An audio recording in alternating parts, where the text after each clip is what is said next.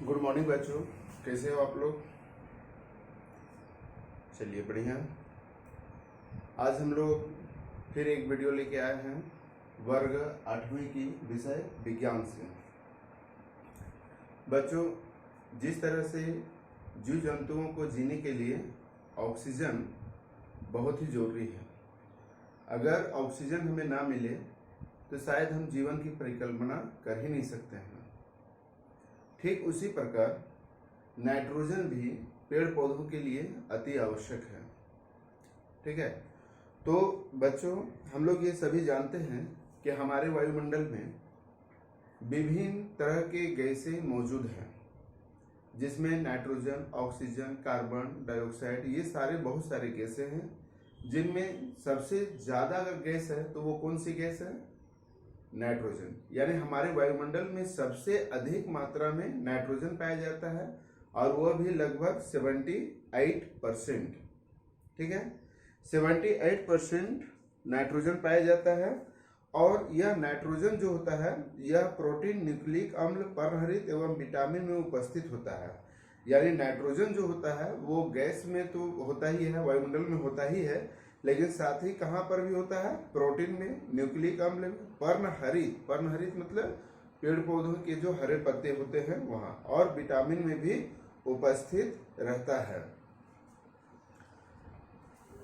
किंतु एक चीज याद रखना है कि यह पेड़ पौधों के लिए भी बहुत ही जरूरी पदार्थ है। अगर पेड़ पौधों को नाइट्रोजन ना मिले तो शायद वह वृद्धि या अपना विकास नहीं कर सकता है। तो पेड़ पौधों को नाइट्रोजन कैसे मिलता है? इसके लिए पेड़ पौधे कौन सी क्रिया करते हैं? पेड़ पौधे नाइट्रोजन को वायुमंडल से कैसे अपने पास ले जाते हैं? हम इस बारे में आज चर्चा करेंगे। तो बच्चों, नाइट्रोजन स्थिरीकरण, नाइट्रोजन स्थिरीकरण का मतलब हो जाता है कि पेड़ पौधों में नाइट्रोजन किस प्रकार से स्थित होता है। बच्चों, आप अपने खेतों में आप मटर का पौधा जरूर देखे होंगे।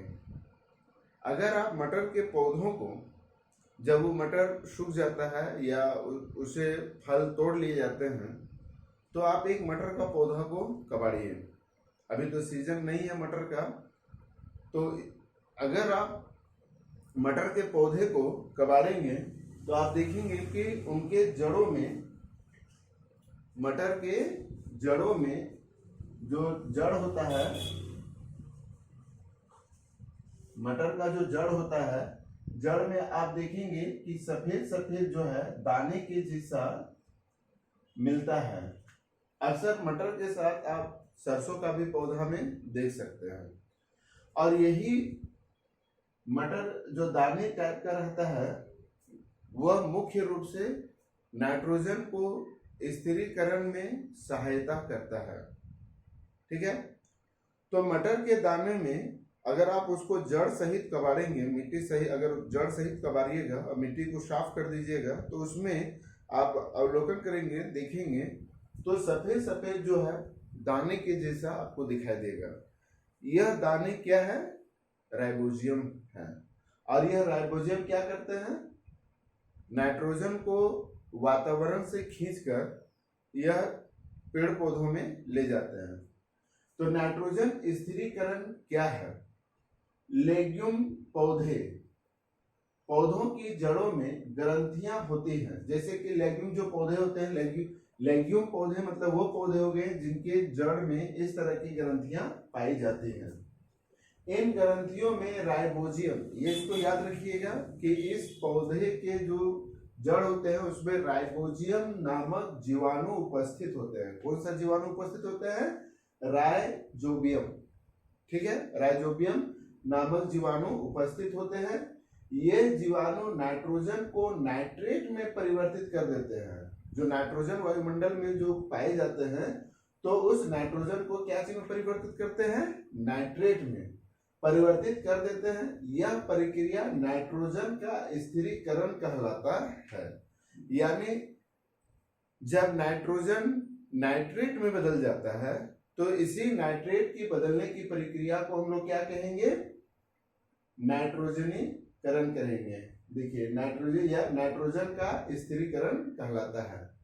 कभी कभी तड़ित द्वारा भी नाइट्रोजन का स्थिरीकरण होता है।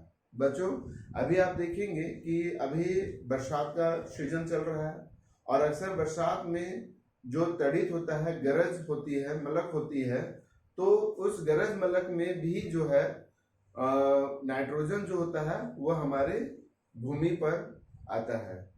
अब ये भूमि पर कैसे आता है, तड़ित कैसे बनता है, ये हम लोग पिछली कक्षा 7 में हम लोग पढ़े थे। ठीक है, जब प्लस माइनस की जो क्रिया होती है बादलों में, प्लस माइनस की क्रिया होती है बादलों में, तो ये दोनों से एक विद्युत विसर्जित होता है जिसको हम लोग गरज बोलते हैं। और जब ये पृथ्वी के साथ, बादल और पृथ्वी के साथ जब ज्यादा मात्रा में आवेशित होते हैं तब यह हम लोग उसको देहात में बोलते हैं ठेर बढ़ना। ठीक है, तो यह ठेर गिरना होता है, यानी एक तरह से कहा जाए तो वो प्लस माइनस की क्रिया से ही, हम लोग 7th क्लास में इसके बारे में चर्चा कर चुके थे। तो ठेर के द्वारा या तड़ित के द्वारा भी जो होता है वो नाइट्रोजन स्थिरीकरण हमारे भूमि पर होता है, क्योंकि पेड़ पौधे भूमि से ही नाइट्रोजन को खींचकर अपने लिए उपयोग करते हैं।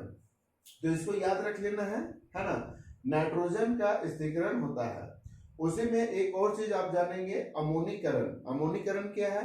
जब पेड़ पौधे या जंतु मरते हैं, जब पेड़ पौधे, अक्सर देखे होंगे कि कुछ पेड़ पौधे जो होते हैं मर जाते हैं, और जब पेड़ पौधे मरते हैं तो प्रोटीन टूटकर अमोनिया में बदल जाते हैं। ठीक है, जब पेड़ पौधे मर जाते हैं, आप लोग अक्सर देखे होंगे कि खेत में हम लोग बहुत सारा चीज छोड़ देते हैं, जड़ छोड़ देते हैं, डंडी छोड़ देते हैं, डंठल छोड़ देते हैं, तो वह धीरे धीरे सड़ गल जाता है। और वही सड़े गले से क्या होता है, वो जब मर जाते हैं तो प्रोटीन उससे निकलता है, प्रोटीन टूटकर क्या चीज बदल जाता है, अमोनिया में बदल जाता है। यह प्रक्रिया अमोनीकरण कहलाता है। ठीक है, यानी प्रोटीन का टूटकर अमोनिया में बदलना ही क्या कहलाता है, अमोनीकरण कहलाता है। अक्सर आप देखिएगा कि अगर जहाँ सड़ा गला चीज होता है या कोई जंतु मर जाता है तो देखिएगा कि वहां का जमीन पूरी तरह से जो है काला पड़ जाती है। वहां घास भी अगर रखा हुआ है, घास भी है, तो वो देखिएगा कि घास पूरी तरह से जल जाती है, तो कहीं ना कहीं अमोनिया की वजह से ही वह जलती है। नाइट्रोजनी जीवाणु इस अमोनिया को नाइट्रीकरण में बदल देता है।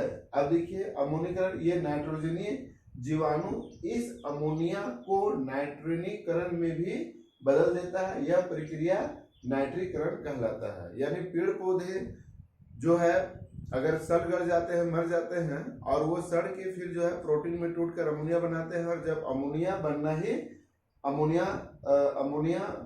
अमोनीकरण कहलाता है। और जब ये अमोनीकरण हो जाता है तो यह नाइट्रीकरण में बदलकर यह प्रक्रिया नाइट्रीकरण कहलाता है।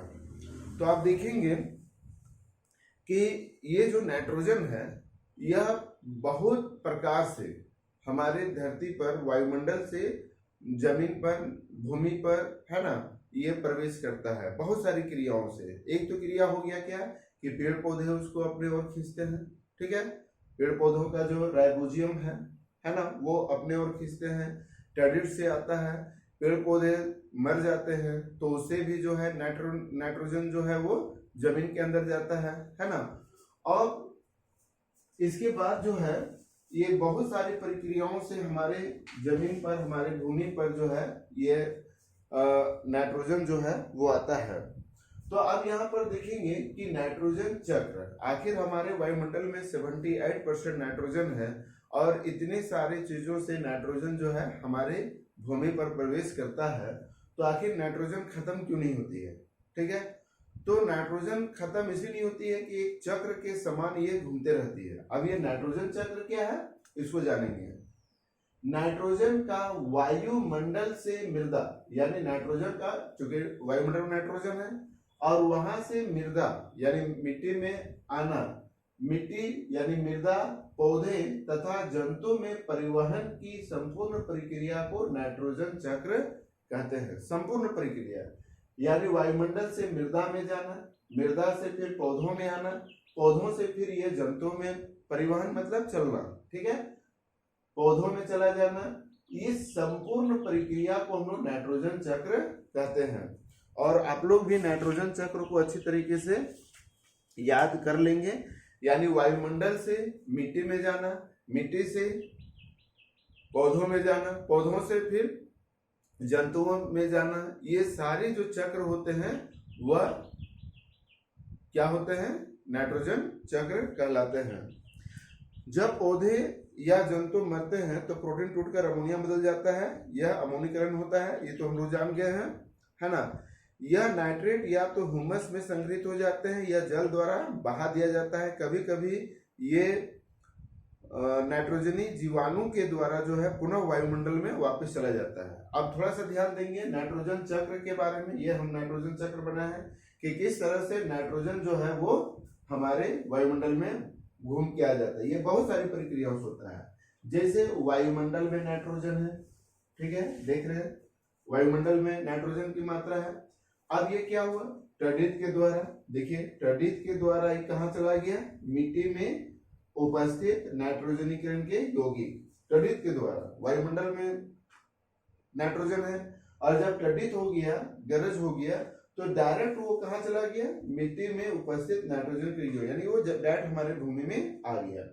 या फिर क्या होता है कि वायुमंडलीय नाइट्रोजन का जीवाणु एवं नीले हरी शैवाल द्वारा स्थिरीकरण। अब ये क्या करते हैं, वायुमंडल से कौन ले लिया, नाइट्रोजन का जीवाणु, नाइट्रोजन जीवाणु कौन, राइबोसोम, ठीक है, एवं नीले हरे शैवाल, जो शैवाल होते हैं वह भी नाइट्रोजन से वायुमंडल से नाइट्रोजन को खींचते हैं और उसे स्थिरीकरण करते हैं। और जब स्थिरीकरण हो जाता है तो फिर क्या होता है, जीवाणु द्वारा स्थिर नाइट्रोजन को नाइट्रोजनी यौगिकों में परिवर्तित कर देता है। अब ये जीवाणु क्या किया, उसको नाइट्रोजनी यौगिक में परिवर्तित कर दिया, ठीक है, और परिवर्तित करने के बाद फिर वो कहाँ चला गया, मिट्टी में चला गया। देखिए एक तो हो गया तड़ित के द्वारा आया, दूसरा क्या हो गया, राइबोसोम जीवाणु के द्वारा जो है वो मिट्टी में चला गया। अब क्या होता है, जब ये मिट्टी में आ गया, ठीक है, अब ये मिट्टी से क्या हो गया, पौधों द्वारा अवशोषण। जब नाइट्रोजन मिट्टी में चला गया तो वहां से क्या किया, पेड़ पौधे उसको अपने पास खींच लिए, अवशोषण कर लिए। फिर पेड़ पौधे क्या खाए, जंतुओं द्वारा पौधे को खाना, जैसे बकरी खा गए या जानवर खा गए, हम लोग भी फल सब्जी उसको तोड़ के खाते हैं। तो यह नाइट्रोजन जमीन से पौधों में, फिर पौधों के द्वारा जो पौधे जो फल या पत्तियां के द्वारा हमारे पास आ गए, जीव जंतु के पास आ गए। फिर ये जीव जंतु क्या हो गया, उत्सर्जन, यानी जब उसे हम लोग खाना खाने के बाद निकाल देते हैं या जीवों की मृत्यु द्वारा, यानी जो जीव मर जाते हैं, है ना, तो उत्पन्न अवशिष्ट नाइट्रोजन फिर उत्पन्न करते हैं। और ये नाइट्रोजन फिर कहाँ चला जाता है, मिट्टी में, क्योंकि वो आप देखेंगे कि मिट्टी से नाइट्रोजन पौधों के पास गया, पौधों से फिर जंतुओं के पास, जंतुओं से जब हम लोग उसको उत्सर्जन करते हैं तो फिर यह कहाँ चला गया, मिट्टी में। और इस तरह से यह एक चक्र पूरा करता है। फिर आप देखेंगे कि ये तो एक चक्र हो गया। उसके बाद फिर क्या होता है, जीवाणु द्वारा नाइट्रोजन यौगिक को गैसीय नाइट्रोजन, यानी कुछ ऐसे भी जीवाणु है जो मिट्टी में नाइट्रोजन को गैस रूप में परिवर्तित करते हैं, ठीक है, गैस रूप में परिवर्तित हो गया तो फिर ये गैस बन गया, तो फिर कहाँ चला गया, वायुमंडल में चला गया। तो इस तरह की जो चक्र चलती रहती है इसी को हम लोग बोलते हैं नाइट्रोजन चक्र, ठीक है।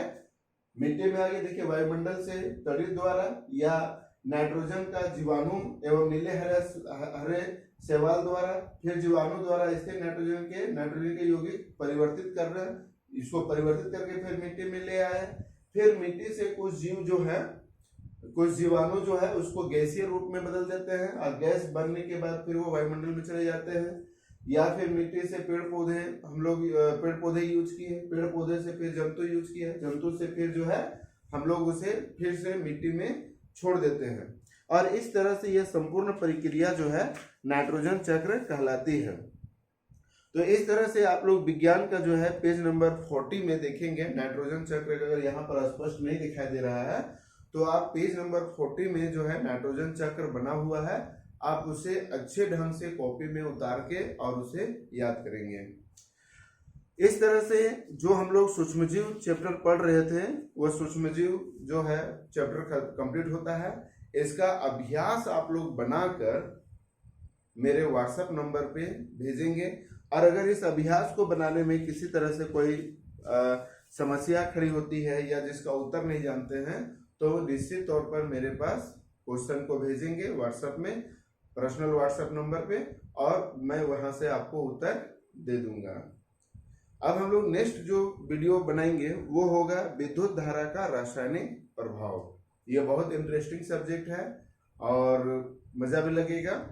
तब तक के लिए आप सभी बच्चे घर पर अच्छे ढंग से पढ़ेंगे, और अगर कहीं पर दिक्कत होती है, प्रॉब्लम होती है, तो आप निश्चित तौर पर हमें कॉल करके या व्हाट्सएप के माध्यम से पूछेंगे। तब तक के लिए सभी को धन्यवाद।